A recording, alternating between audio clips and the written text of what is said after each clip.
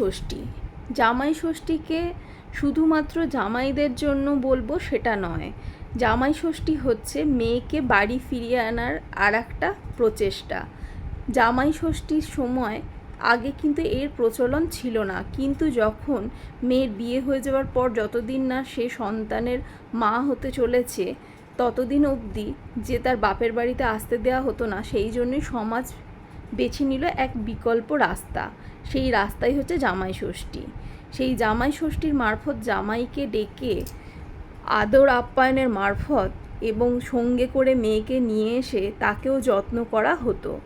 সেই কারণে জ্যৈষ্ঠ মাসের শুক্ল ষষ্ঠীর দিনে মা স্কন্ধমাতা ষষ্ঠীর পুজো দিয়ে জামাই ষষ্ঠী পালন করা হয় এবং এখানে বিভিন্ন জায়গায় বিভিন্ন বাড়িতে বিভিন্ন রিচুয়াল প্রচলন আছে, যাতে তার মেয়ে জামাই এসে ভালো মন্দ খাওয়া দাওয়া এবং মা এবং বাবা দুজনেই তার সন্তানকে দু চোখ ভরে দেখতে পারে।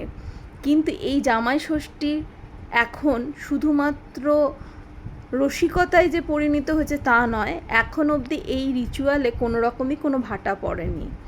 এখন অবধি এই নিয়ে বিভিন্ন জায়গায় বিভিন্ন মজাদার কাহিনী রয়েছে।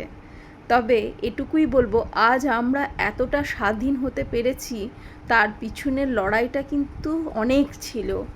আমরা কিন্তু আজ অনেক স্বাধীন, আমরা আমাদের নিজেদের বাবা মার কাছে থাকতে পারি, বাবা মাকে দেখাশোনা করতে পারি। এর জন্য সত্যি করেই আমরা অনেক আপ্লুত।